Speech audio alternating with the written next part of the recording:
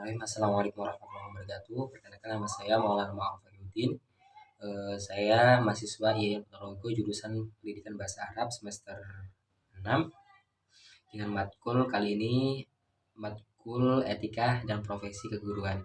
Kali ini saya akan mengangkat sebuah isu-isu dalam dunia pendidikan yang dikaitkan dengan mata kuliah Etika dan Profesi Keguruan pada pembahasan manajemen kelas.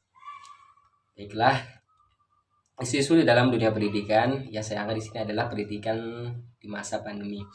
Pendidikan saat ini sedang mengalami perubahan yang cukup signifikan.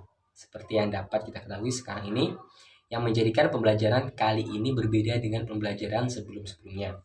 Di mana untuk pertama kalinya bahkan seluruh dunia mengalami pandemi 19 atau COVID-19. Pendidikan saat ini lebih mengarah pada pendidikan yang lebih modern dan komprehensif. Yang mana anak-anak siswa-siswi tidak lagi belajar di dalam ruangan seperti biasanya, bahkan mereka dapat belajar di mana saja dan kapan saja. Seperti yang telah diedarkan dalam Kemendikbud nomor 3 tahun 2020 tentang pencegahan COVID-19 dalam satuan pendidikan, serta nomor 36962 atau MPKA HK 2020 tentang pembelajaran secara berani dan bekerja dari rumah dalam rangka pencegahan penyebaran virus corona COVID-19. Namun, di sisi lain, jika kita lihat lebih dalam, adanya pembelajaran daring atau online ini sangat bertolak belakang mengenai kondisi pendidikan yang ada di Nusantara. Kebanyakan ketidakmerataan dan jauh dari kesan maju, di mana hal tersebut dapat kita lihat dari sekolah-sekolah yang jauh dari kata kelayakan, bahkan kondisi sekolah yang kurang memadai, dan lain sebagainya. Seperti halnya sekolah-sekolah yang berada di pelosok desa ataupun di desa terpencil yang jarang bahkan sulit dijangkau oleh teknologi atau belum mengenal teknologi sebelumnya. Mengingat berbagai masalah yang dihadapi pada masing-masing sekolah berbeda sehingga hanya beberapa sekolah saja yang menerapkan pembelajaran jarak jauh. Sekolah-sekolah yang minim atau kurang memadainya peralatan daring atau online, maka dapat dipastikan pembelajaran online yang dilakukan kurang maksimal. Karena sebenarnya tak hanya sekolah dan siswanya yang merasa pusing atau bingung, bahkan orang tua pun juga merasa bingung, stres, dan lain-lainnya.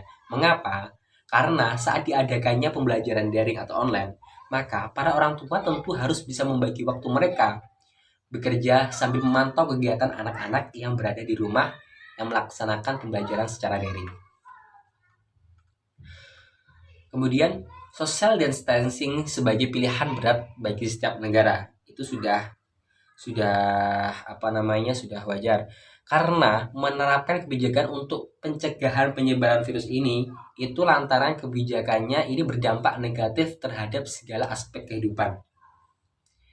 Pembatasan hubungan sosial rakyat bisa mengganggu laju pertumbuhan dan kemajuan pada banyak sekali bidang kehidupan, tetapi terdapat pilihan.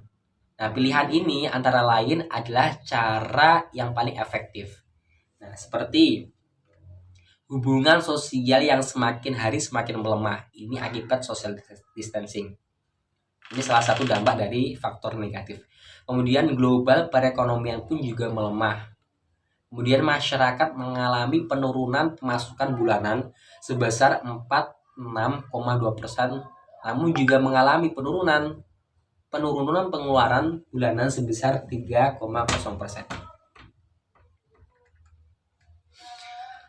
Semua sudah mencicipi pengaruh berdasarkan virus COVID-19 ini, terutama dalam global pendidikan. Semula proses belajar mengajar dilakukan menggunakan tatap muka antara pengajar dan siswa. Namun sekarang proses pembelajaran mengajarkan dilakukan secara jarak jauh menggunakan dan memanfaatkan jaringan internet.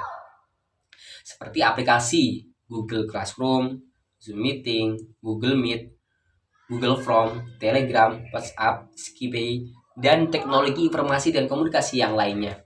Hal ini dilakukan menjadi bentuk upaya berdasarkan pemerintahan pada pencegahan penularan virus COVID-19 ini. Tentunya memiliki pengaruh besar dalam perkembangan pendidikan anak. Ketika ini dituntun untuk belajar secara mandiri, belajar secara daring pada jaringan, maka Jika ini dilakukan dengan semestinya, akan juga terlaksana dengan sebaik mungkin. Tergantung kontrol dari pengajar, dari kerjasama antara pengajar serta wali murid. Dan kali ini akan saya kaitkan dengan manajemen kelas dalam mata kuliah etika dan profesi keguruan. Dan sedangkan jika dikaitkan dengan mata kuliah etika dan profesional keguruan, ini dikaitkan dengan salah satu materi yaitu adalah manajemen kelas. Nah, sedangkan di manajemen kelas ini ada beberapa metode pendekatan dengan siswa. Salah satunya pendekatan kekuasaan, yang mana seorang guru dalam mendekati ini adalah menciptakan dan mempertahankan situasi disiplin. Kemudian ada pendidikan ancaman, yang mana peran guru di sini adalah memberikan ancaman kepada siswa, namun ancaman di sini sepatutnya tidak dilakukan sesering mungkin dan hanya diterapkan manakala kondisi sudah benar-benar tidak dapat dikendalikan. Kemudian juga ada pendekatan kebebasan, pendekatan resep, kemudian pendekatan pengajaran, pendekatan perubahan tingkah laku, kemudian pendekatan sosial emosional, pendekatan kerja kelompok, pendekatan elektis atau pluralistis. Nah, yang mana jikalau pendekatan-pendekatan itu tidak digunakan dengan sebaik mungkin atau tidak diterapkan ketika saat pembelajaran, maka tidak akan berfungsi dengan semestinya. Karena pembelajaran online dan daring ini tidak dapat memaksimalkan metode-metode tersebut, yang mana terkadang guru kurang memperhatikan keadaan siswa yang di sana, yang mungkin mereka tidak fokus dengan apa yang diajarkan, malah fokus dengan gadgetnya digunakan dengan tidak semestinya untuk belajar atau dan lainnya, atau kurangnya pengawasan terhadap siswa karena tidak ada kontrol yang diberikan oleh orang tua, sehingga komunikasi antara pengajar dan orang tua juga kurang.